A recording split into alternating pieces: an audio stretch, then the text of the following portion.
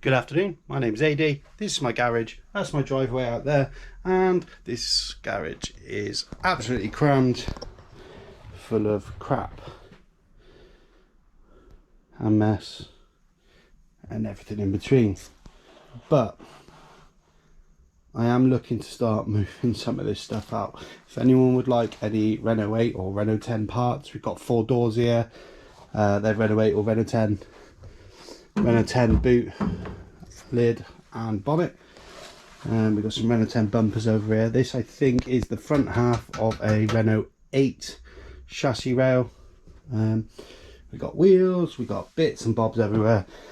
But anyway, what we're actually here for today, and what we're going to be doing over the next few weeks, is fitting a new engine in the Renault 8.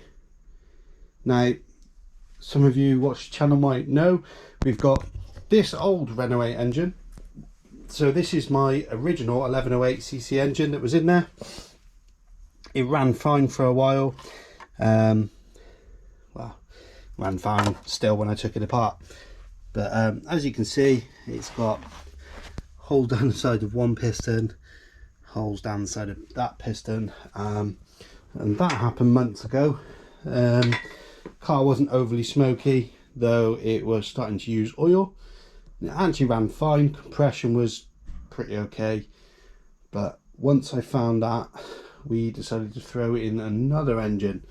So put out a little wanted on the Renault Classic Car Club, on their Facebook group. Spoke to Brian Whiteside, who supplied me with another 1108 engine. That engine's in the car now, running perfectly fine. It's got higher compression than this one did, surprisingly, and has been running fine for ages. The plan, though, always was to upgrade to a slightly bigger engine. The 1108s are getting harder to come by. Harder to come by in running condition. To be fair, most of them are, 50 years old plus.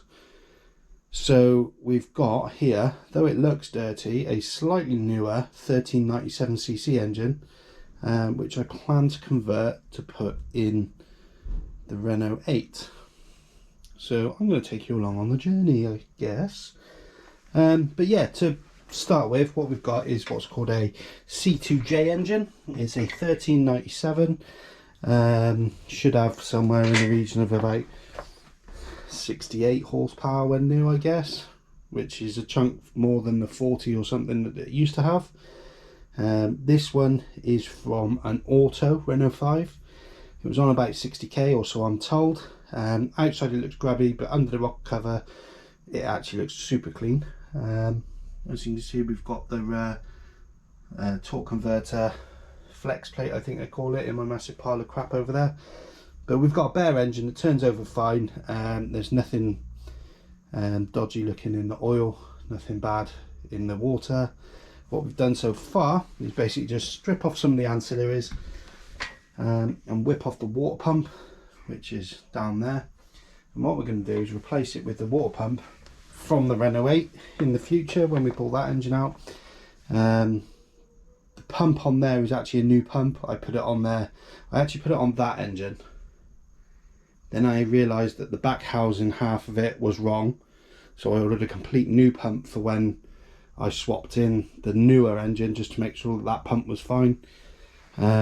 So that engine that's in the 8 at the moment has got a new water pump on there. To be fair, it's probably done about 300 or 400 miles, nothing major, there's nothing wrong with it at all. The only reason I'm going to whip it off is so that I can use it on this 1397, to which we've got a new gasket over there. So this has everything on it. I think I may need to change the fuel pump, but I'm not sure. I need to look at some drawings for it. I'll definitely need to change the dizzy out, because this would have ran some sort of Renix ignition, and we're going to put it back to points and distributor, though I do have an electronic version in a box somewhere, something old school. Is it over here? Yeah, what's this? We got like a, what do they call it, a Piranha that might fit. We're not sure yet. And then worst case, or even future state, could possibly put a 36:1 trigger wheel on this end and run some sort of standalone ignition, which would be nice, make it a little bit more efficient. But yeah, that's the plan. What we're going to do, like I said, is we're going to fit this engine in. We'll fit the water pump on, we'll change the dizzy out. And I'm going to have to make an adapter for the carburetor. So in the Renault 5 it leans back and the carburetor sits flat essentially. But in the Renault 8 the engine stands upright, so the carburetor is tilted, which causes issues with fuel flowing into the engine. The fix for that is to make an adapter plate to hold the carb level again once it's installed. I'll probably look at that in the future. We can probably get it up and running as is, but I'm told driving it around will be a bit of a pain. So what's next, I guess? So yeah, where do we get to? Torque converter and flex plate are off, and I've purchased a flywheel from Richard Harley. Thanks mate, much appreciated. This is a smaller flywheel than the normal Renault 5 one, possibly, I'm not sure, but basically this is off a Mark 1. The engine's from a Mark 2 or Super Chink. These two are going to go together. This is a 181-ish mil clutch, so I need to order a clutch for it, but for the moment I've given it a clean up. We've got flywheel bolts there soaking in some cleaner. We'll give them a clean off, put some Loctite on, and we'll get the flywheel on next. We'll order the clutch, that should be here in a few days, and then we can look at putting it in. But first we have to get the engine out, and once we've got the engine out we have to do some modifications to the gearbox.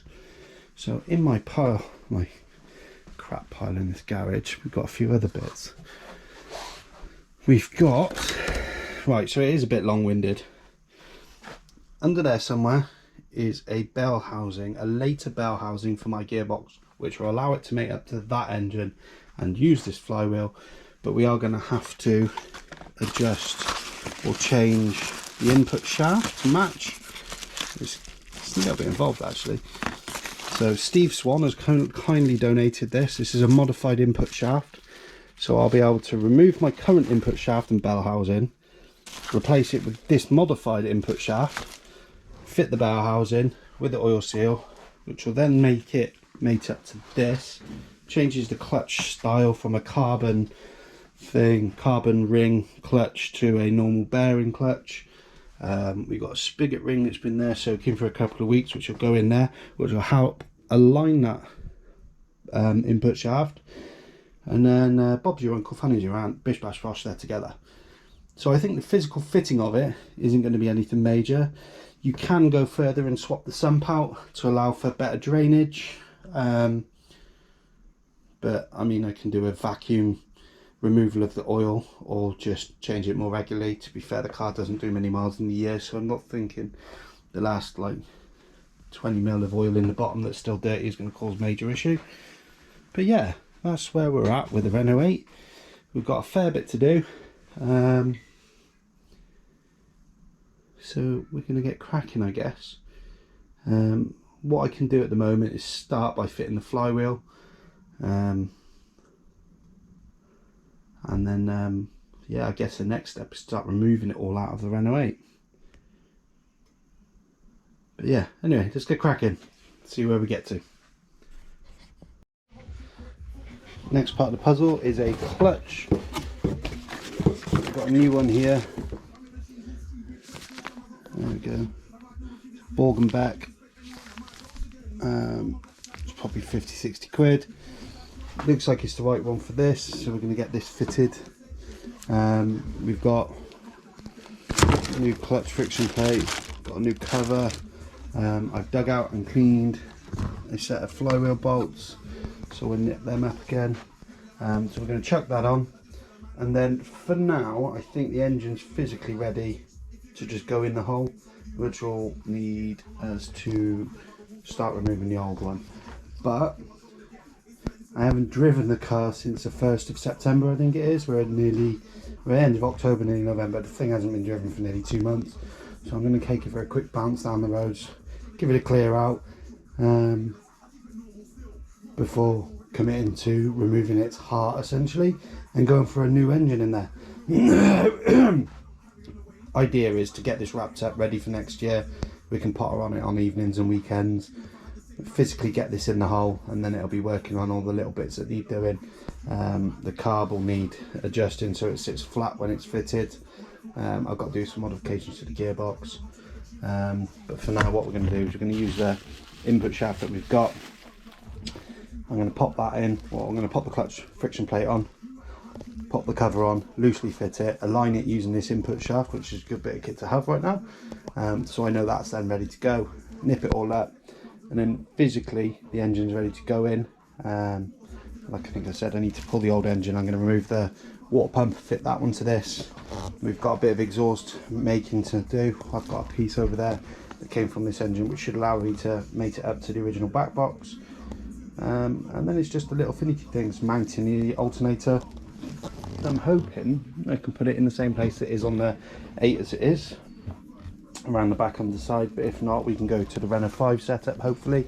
I don't know, I'll figure that out once we actually start fitting everything. But yeah, it's just another little bit done, and it's ready to go in the hole, I guess. And fingers crossed we'll be able to go a little bit quicker. And as it's been noted already in some of the build threads, probably realise how short the ratio of the gearbox is. The gearbox will then probably have to come out in the future for a big box to be built or made, and then I'll realise that the car goes quite quickly for the suspension and brakes it's got. They'll all get changed, so it looks like it's spiralling. At some point I do have to stop, or do I? You know, car projects are car projects, they just keep evolving. But yeah, anyway, in the next bit you'll see is this done. Actually I'll just pop you down and we'll just see if it picks it up. I'm not sure how good the light is here.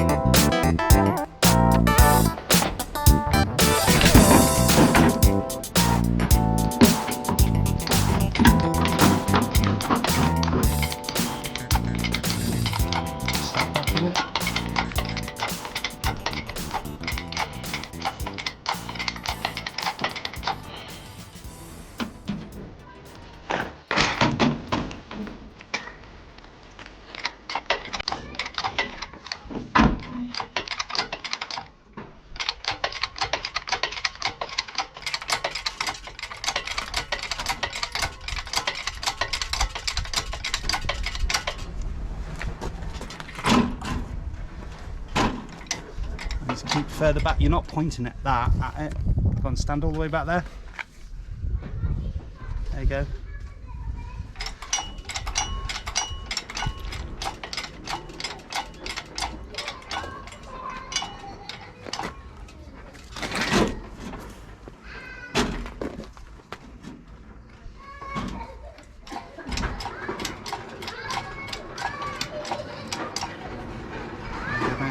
Put it back over there now.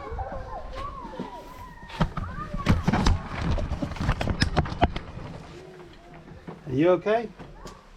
Yeah. Do you think you should probably say sorry to Mummy if you were mean to Mummy? You have? Okay. What? I've been doing corner dips like far apart. That's mad. Really hard. I'm trying to practice because in PA lessons we're going to be having to have there's going to be having big squares and we have to jump over them.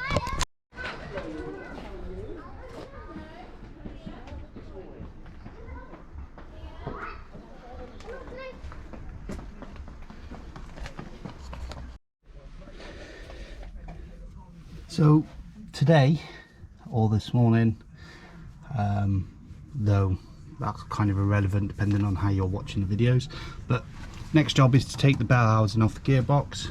I'm going to get that all out of the way and we're going to replace it with this one, which has got a more modern release bearing, which will go with our more modern clutch down there. This bell housing is a later one, I believe, which will bolt straight to my gearbox hopefully, which like I say will then allow us to bolt up the newer engine. Though I think the fitment's the same, it's just the clutch itself, or the release bearing sleeve, this part that the earlier box doesn't have. So I think the fitting itself is all the same, it's just this part that differs. Got a new oil seal for the back of that, but yeah, gonna get that one off. Replace it with this one. I've got to drill a hole in the side of the gearbox to release this input shaft, to replace it with another one. But yeah, let's get going.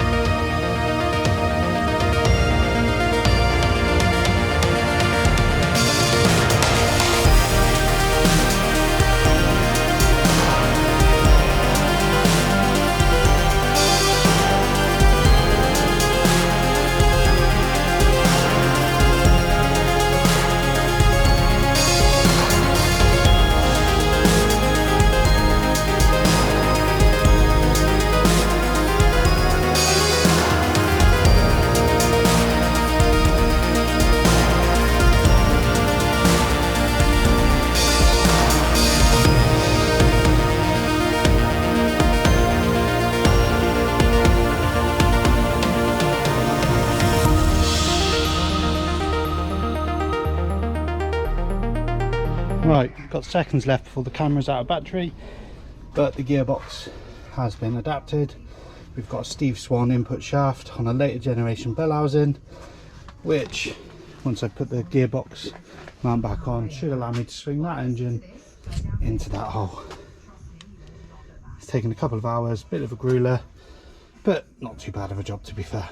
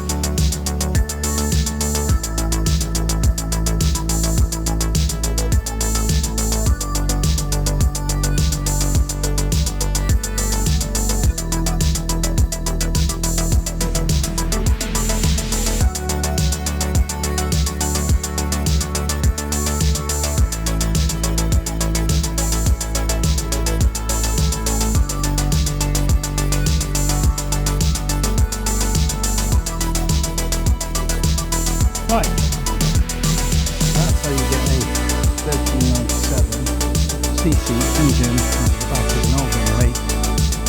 Engine from a Renault 5, cars Renault 8. We put a later gearbox on, later bell housing on the gearbox. I'm absolutely knackered. But yeah, it's there within the hole. We've got a fair bit more to do.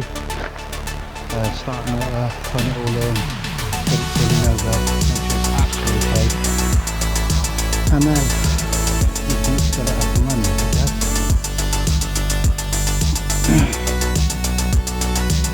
Yeah, C2J 1397, back in old 78 Renault 8,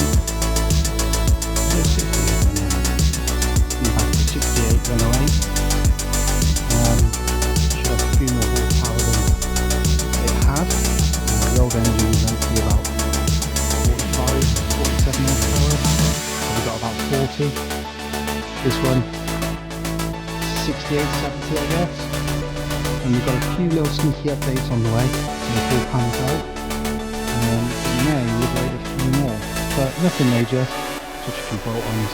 But for now, the engine's in, done the modifications. Probably going to wrap it up and take a move. Not that long actually, spread out over a few days and evenings, and keep the old engine on it. Modifying the gearbox, putting this engine in.